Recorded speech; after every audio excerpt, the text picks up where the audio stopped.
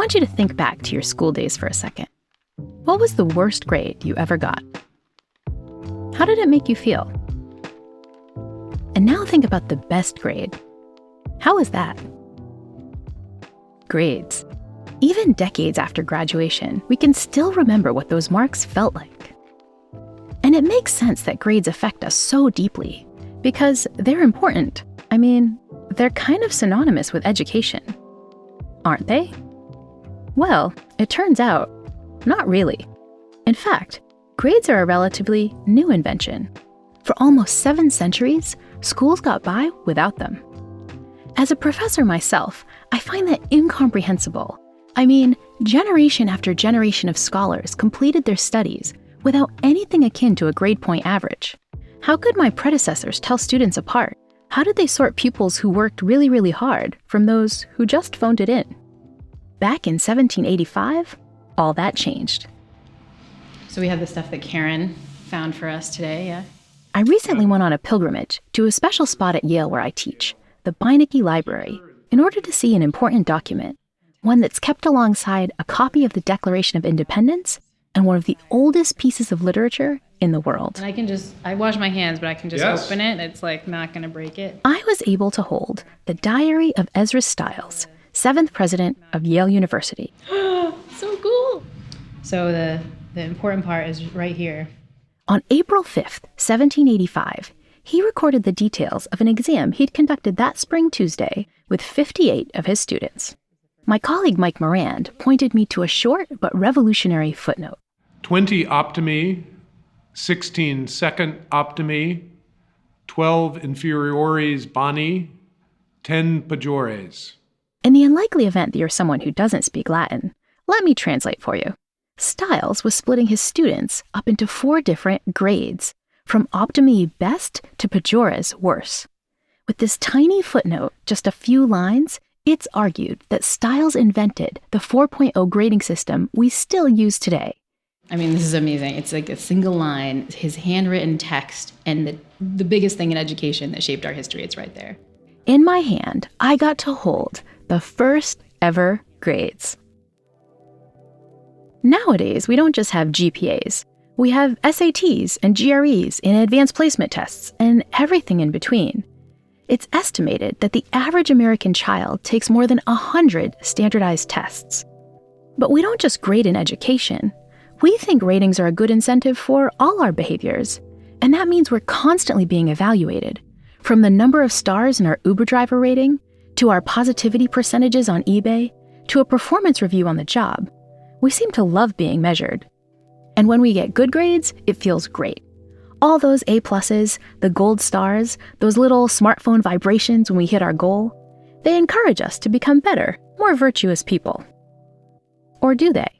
Are chasing these incentives really as good for our happiness as we think?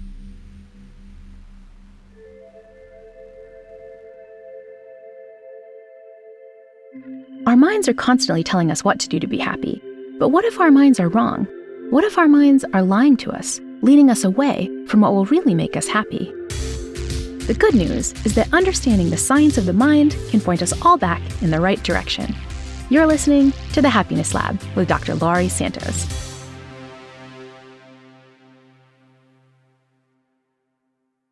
The first time I unboxed it, I felt kind of like a dweeb.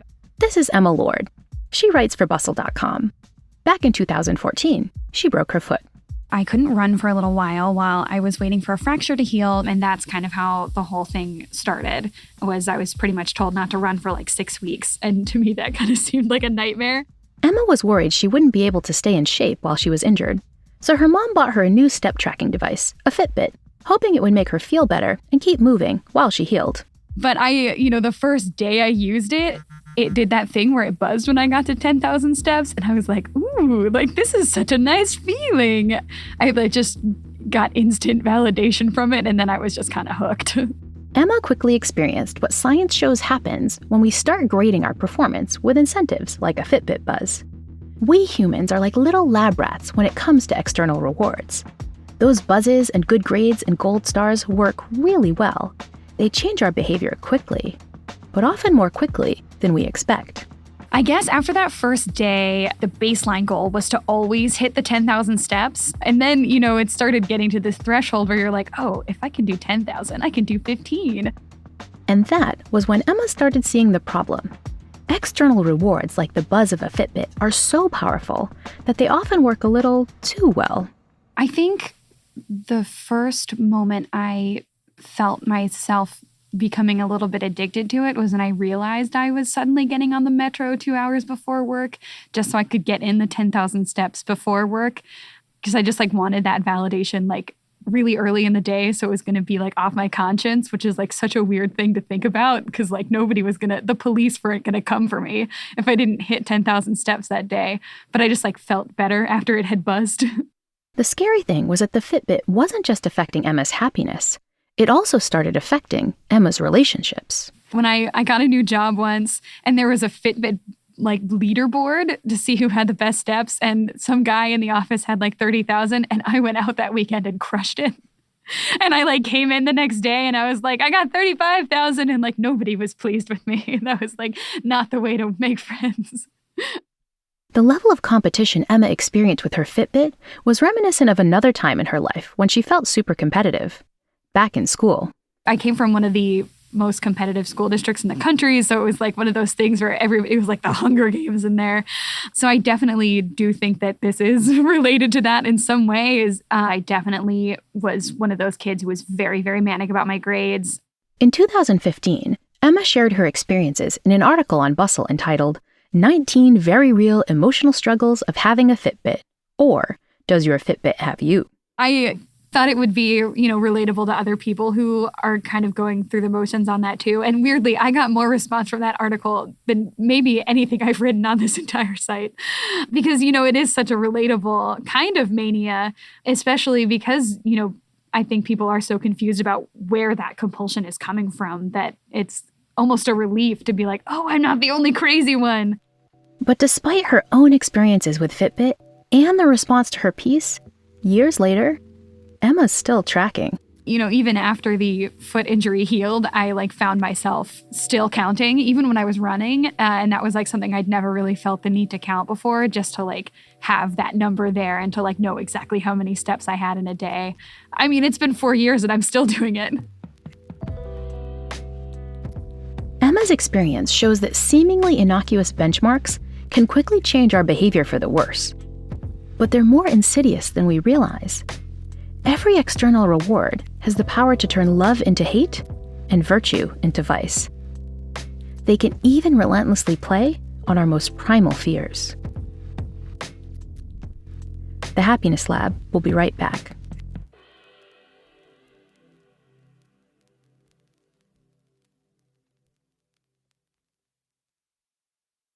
Where do you stand on Obamacare? It's one of the most bitterly divisive issues in U.S. politics today. I bet you have a pretty strong opinion about it, so what do you think it would take to shift that opinion significantly? Would you believe me if I said I could manipulate your view with some arbitrary incentive, like giving you a fake grade? Let me explain. Back in 1961, Robert Bostrom and his colleagues surveyed more than 200 students on a couple hot-button issues. They asked whether America should legalize gambling and if the nation should adopt socialized medicine. A few weeks later, all of the participants were assigned to write essays about these issues. But, and this is crucial, they were asked to defend the very view they had staunchly opposed. People who viewed gambling as an evil had to write in support of casino owners. Those who saw socialized medicine as creeping communism were told to act as its cheerleaders. The scientists collected the essays, but didn't even bother reading them. Bostrom and colleagues knew that the simple act of writing about the opposite view was likely to soften everyone's opinions, changing their minds slightly. But what effect would smacking an arbitrary grade on those essays have? The next day, the researchers handed them back, randomly giving a third of them an A, a third of them a D, and a third no grade at all. After seeing their marks, students took the original survey again. So what happened? Students who got no grade, or a bad grade, a D, changed their minds a bit, but something much more incredible happened to the group that got an A. Remember, the grades were given totally randomly. The A-graded essays weren't better or more thoroughly researched than the others. Nevertheless, students who got that fake A shifted their views more significantly than those who got a bad grade. The simple act of getting that A caused students to change their core beliefs. Isn't that chilling? Views we hold dear can be swayed by the simple act of evaluation, even if that evaluation is totally bogus. Let's play a little game. It's called Unscramble the Letters. I'm going to give you a series of letters, and you need to turn them into an English word. Here's an easy one, just 3 letters. Ready? K-O-A. Time's up. Did you get it? The answer is oak. Here's a harder one, 5 letters. Ready?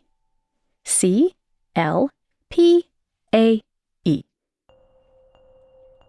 Time's up. The answer? Place. And now an even harder one. It's got 9 letters. Ready? O-N-V-O-T-U-I-L-E.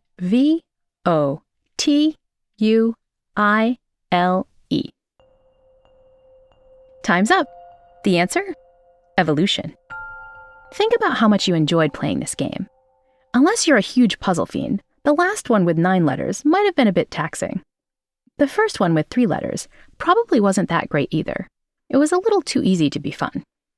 I bet the one in the middle was just right. When playing a game like this, we prefer puzzles that are hard but doable. Those are the ones we tend to enjoy the most.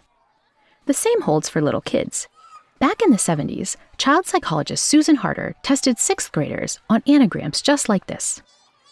She gave them super easy ones with just 3 letters and ones with 6 letters that were pretty tough for children their age. What did she find? Overall, the kids were happiest when pushing the boundaries of their abilities. They even smiled almost twice as much when doing the harder puzzles. But what happens when you throw grades into the mix? To test that, Harder told a different group of 6th graders that the puzzles were part of a school exercise and that they would be graded on their performance. The result? It's actually heartbreaking. Here's how Harder described it. Children working for grades chose significantly easier anagrams to perform. Not only did subjects respond below their optimal level, but they manifested less pleasure and verbalized more anxiety. When working for grades, the kids did worse, felt worse, and aimed lower. Grades can take experiences that our minds normally find really enjoyable and turn them into a source of dread. My earliest memory of this was actually when I was in 7th grade. This is Tracy George. She spent her whole career advising students suffering from severe academic stress. She's seen firsthand how grades can become a dangerous obsession, how they rob students of joy, and even worse. I was going to a private middle school outside of Cleveland, Ohio, where I'm from. And one day, a girl I know was crying at her locker, right? It was in the middle of class. She kind of snuck out. I left to go to the bathroom, and she was there alone, crying. And I asked her what was going on. And she said she had gotten her first B. And she was so worried she would not be able to get into the school she wanted to go to. And she had already picked whatever Ivy League she wanted to go to at that time at 11 or 12. And it was really hard to see that she was so distraught and so worried about and really terrified. I mean, she was crying and almost like shaking about what this would mean for her future. And it was the first time I realized I really wanted to help people and students, growing adults, learn what is important to them. Today, Tracy is the founding director of the Good Life Center at Yale University. Tracy and I teamed up to develop this new resource on campus in order to improve student well-being. Note the irony here. The very college where GPAs were invented now employs Tracy, as well as a host of other staff members, to deal with the fallout of that 200-year-old system. At Yale, there's a long, long wait list to see a mental health counselor here. And that's really one of the purposes of the Good Life Center, is to create a space for this overflow of where do students go when they need to learn how to manage this daily fear, this daily stress, this daily anxiety. And this isn't just an Ivy League problem or a Yale problem. This is the thing that colleges are seeing nationwide, right? Right, absolutely. This is an American thing. This is our country and how we are approaching education. And it's really detrimental and is breaking students down. It's one thing to feel a little stressed about getting your first B, or to get a bit neurotic about missing your Fitbit buzz. But that's not what we're talking about. College mental health centers aren't just dealing with a few obsessive, stressed-out students. We are facing a real epidemic. In a national survey, more than 40% of college students reported they're too depressed to function. More than half of current students say they feel hopeless a lot of the time. More than 60% said they experienced overwhelming anxiety. And more than 1 in 10 say they've seriously considered suicide in the last year. And these are not numbers that we should be seeing in this young population. This is when their brains are continuing to form. They're starting to figure out who they are, what they want to do in the world. This isn't just a surface level amount of stress or worry. It's really this fear-based reaction, just like I had experienced in 7th grade, this fear about what it will mean for your future really far down the line. What's most disturbing about all this fear and stress isn't how it's making students feel. It's affecting students' physical health, the basic way their bodies function. And so this constant low-level stress has a trickle-down effect of physical effects like our higher blood pressure, higher heart rate, quicker breathing, which is the activation of our sympathetic nervous system that was designed to help us fight off an animal or flight, run away from an animal in a very direct way with our evolution. Like a tiger is attacking us, basically. Right. There is a tiger in the bush and we need to respond. So our muscles tense as if we're actually getting ready to hit something or run away. Our heart rate goes up.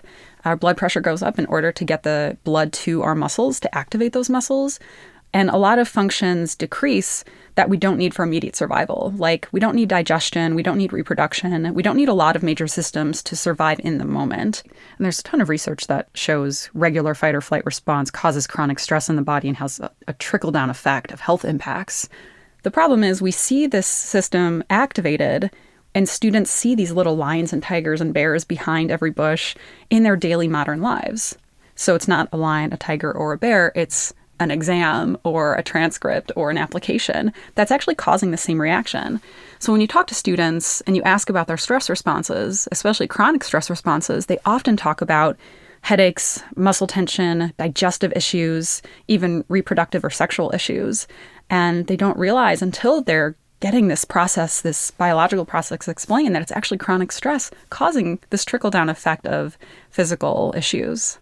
It's really problematic, especially because I see the most that students are wrapping up their sense of value and purpose as a human in their grades. They're not just being graded in their classrooms. They're being graded with everything, from their Instagram likes to what their Fitbit is telling them. Absolutely. I've heard some students just in the hallways going like, why didn't this picture get enough likes? Or why did this, I stopped getting likes after so many days or whatever. Any app that is designed to support us in a certain activity, like a running app, and even meditation apps, right? So even that's become competitive. Wait, even meditation apps are competitive now? Yeah, it's totally crazy. I actually haven't opened a meditation app in a while because of this. I mean, even students who come back to my class, the mindfulness class that I teach here at Yale, are talking about themselves as being quote-unquote bad meditators. Tracy and I have had lots of conversations about what we can do to fix things. But we both worry it's going to take more than a wellness center.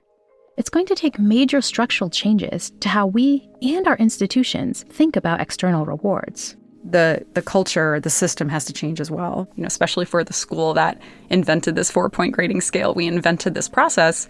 We're in a great position to try to untangle that a little bit and to give a new generation of students a fighting chance at being functional and happy and successful. But that kind of change is really hard. We might even need to abandon the ways we've educated students since the time of Ezra Stiles. All right, let's get started. Welcome, everybody, to Psychology and the Good Life. Today, what we're going to go through is just a quick introduction to the course. If you've been listening to the Happiness Lab for a while, you know I teach a class at Yale called Psychology and the Good Life, an entire class devoted to teaching students how to be happier. Over 1,000 students enrolled the first time I taught it. This gets back to the reason why I want to teach this class, which is that I actually want to help you. I also want you to find ways to overcome the stress because it's not healthy. But even an Ivy League class devoted to making students happier had to include the one thing that I knew would make my students the most miserable. These are the things, by the way, that you are graded on. We're going to talk about how grades are stupid and you shouldn't worry about them, but I have to give you one because Yale College wouldn't let me teach this course if I didn't. And I wish I didn't have to grade you, but I do. That's right. Despite everything I just told you, I still had to grade my students. And while showing them the research that grades don't work the way we think, but I still tried to give them a way out. Like, Yale College wouldn't let me teach this class. It was like, what are they graded on? I'm like, nothing, because they don't get any grades. Like, ooh. And they're like, no, you have to get them. I was like, but you have a mechanism to thwart this. Because you can say, aha, Professor Santos has to grade me on something, but I'm going to take the class credit D. Credit D is the Yale version of pass-fail. You get a grade, but there are no A- and B+, just credit or no credit. But I still couldn't force students to give up their grades. They had to elect to take my class credit D of their own accord. I did a lot to try to convince them. Why do I care? Because everything we're going to learn in the course suggests that grades are really dumb. You learn less, you're more anxious, and you're less happy. This is basically everything this course is supposed to fight against, but I have to provide you with a grade. So just take the class credit D. Like, seriously, I know it's... How many students actually took the class credit D? I don't know, because professors at Yale aren't allowed to know. It's still considered a stigma for a student to choose to take a class without a letter grade, so they get to keep it a secret. 200 years after Yale president Ezra Stiles created grades, this is how deep his beliefs go. They're so entrenched, they're like a religion. I was starting to lose faith in this system, but to find a path forward, I had to talk to one of the few true heretics who are willing to raise their voices and fight. But if you're asking, should we just get rid of grades? Yes. I mean, grades poison everything they touch. The Happiness Lab will be back in a moment.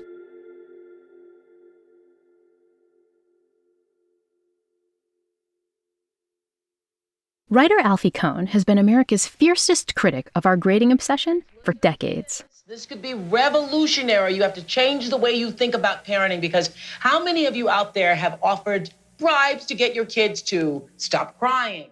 His stark warnings about the dangers of external rewards got him invited on Oprah twice in 1 year, back in the 90s. You think kids are being punished by the rewards in the long run.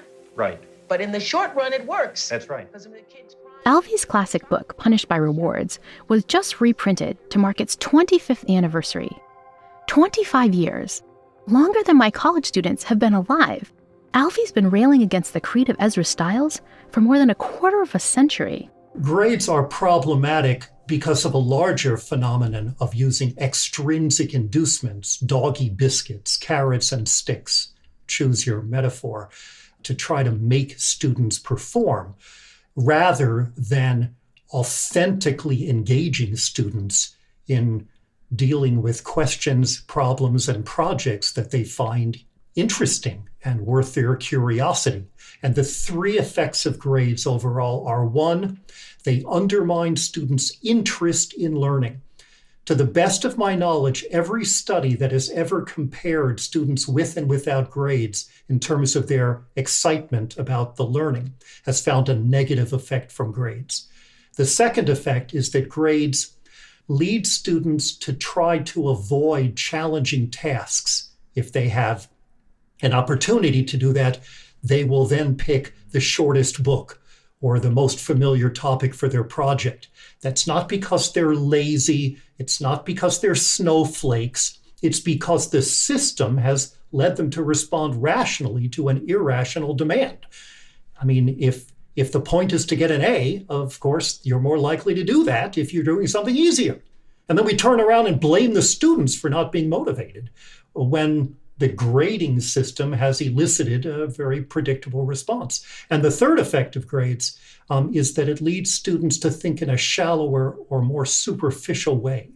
They're less likely to really press to say, how do we know that's true? Or isn't that contradictory to what we did last week? They're more likely to say, do we have to know this? Is this going to be on the test? And again, the problem is not with the students. It's with the fact of giving grades.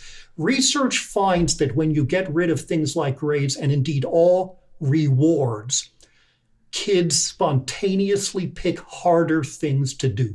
So you can't improve the system by merely tweaking the way grades are done. You've got to get rid of it, which a number of schools have done, including some colleges and high schools, and even more middle schools and elementary schools.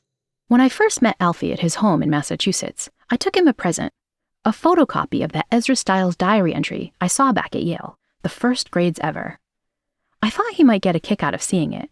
I didn't realize how strong his reaction would be. This is like showing me the first paddle that was used to hurt a kid. This is something I look at frowning. This is not something I treat as a cherished relic. As an educator, that's a tough thing to hear. Alfie is placing the grades I give my students on a spectrum that includes the horrifying practice of corporal punishment, beating my students. That's one thing I've learned from studying this topic for 30 years, is that rewards like punishments are ultimately about power.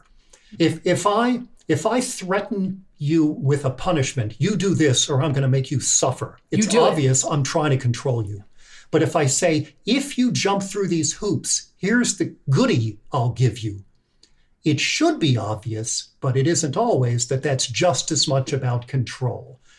Because it's treacly, because it's dipped in sugar syrup, we often don't realize this is just as much about doing to rather than working with. Alfie argues that we tend to see motivation as a single entity, when in reality, there are two distinct forces which drive us, one intrinsic, the other extrinsic. The first is a hero, but the second is somewhat of a villain. Intrinsic motivation in general just means you get a kick out of whatever it is you're doing. It means you enjoy doing something for its own sake. And that can be reading a book, solving a problem, writing code, painting a picture, helping someone who needs the help, anything. Extrinsic motivation means you do something that's for something extrinsic to or outside of the task itself, such as getting a reward. And that reward could be money, a grade, a certificate. It could be praise. Good job. That's just a verbal doggy biscuit. Or fear of punishment, which is another kind of extrinsic motivation. So the question, because you could see someone who really wanted to motivate kids thinking, well, if they are already interested in learning, why don't I add an additional reward on top of that? Two rewards should be better than one, right? Right. The problem is that, first of all, you can't motivate someone other than yourself. And the more you try, the more you paradoxically undermine the very thing you're trying to promote. So, for example, about a half dozen studies have found that children who are rewarded or praised are less generous than their peers. When you say, good job, I really like how you shared your brownie with Diane. You're so generous. Good for you. That kid just became a little more selfish because you taught her that Diane's feelings are irrelevant. What matters is what you'll get from helping. In this case, a patronizing pat on the head. If you wanted to destroy a child's interest in reading, you should give the kid a prize for reading a book. A, that's manipulative and people don't like to be manipulated. B, it intrinsically devalues the thing for which you got the reward. Now the kid figures, well, reading must suck if it's something they have to bribe me to do. You have reframed it in the person's head. That's why it's so remarkable to watch little kids who have not yet been graded and rated and ranked and so on, following their interests. You're looking at intrinsic motivation in its undiluted form, where little kids can't wait to figure out how to make sense of those squiggles on the restaurant menu. They want to know, as my daughter asked, are there bones in my tummy? They keep asking us until we give them doggy biscuits for successful answering the question. And then they start asking a different question, which is, do we have to know this? And we're continuing to treat our children, our students, our employees, and sometimes even ourselves, in effect, like lab animals. It's not just dehumanizing. The research shows it's counterproductive, not merely ineffective. The students I teach at Yale are far removed from the innocent children Alfie describes. After years of A's and B's, they have internalized the pursuit of grades as the prime motivation for paying attention in class. I worry the idea that they should learn because it brings them pleasure and stimulation is long forgotten. They are way down a path leading them away from their own happiness. The question is not how much achievement do they have under their belts. It's what's happened to their souls. It's what's happened to the desire to figure stuff out that all human beings start with. Many of them are joyless. So, we're in this situation where most educational systems are using grades. What's the solution? If you're an individual teacher, you do what you can in the long run by organizing and mobilizing your peers to change the structure, rather than treating grades as a fact of nature like the weather that's just always going to be with us and we have to cope with. It is not. It's a political decision, and there are plenty of pilot projects in schools showing that you not only can do without grades, but that students do much better without them. As I talked to Alfie more and more, I started to believe it is possible to go back to a world without grades, to what education was like before Ezra Stiles started this new creed. Alfie understands that it's a long road ahead, but he believes the revolution is worth it. He even thinks our fundamental values, goals like equality and intrinsic worth, depend on it. I think your primary goal should be to help everyone to succeed. If you had to use grades, then you would want everyone to get A's. The idea that there's a little normal distribution, a bell curve, sits in the head of a lot of instructors even when they're not grading on a curve. Grading on a curve is immoral. There's no other word for it, to say that no matter how well everyone does, some of you cannot get the best grade, suggests that it's a war of all against all. The more we tend to see life in adversarial terms, where I can succeed only if you fail, the more all of us are dragged down to failure. Even the winners ultimately lose.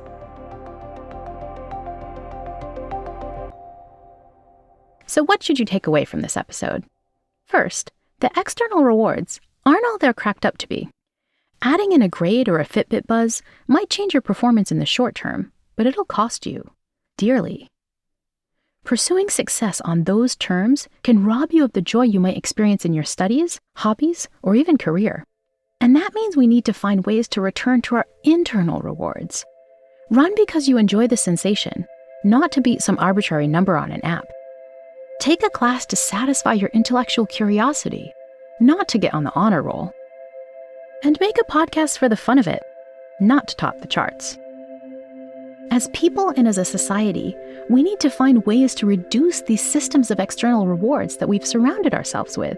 It's the only way to return to our childlike joy of learning, just for learning's sake, just because it's fun, just because we dig it. And if you want a completely grade-free way to learn about the other lies of your mind, then I really hope you'll come back for the next season of The Happiness Lab with me, Dr. Laurie Santos.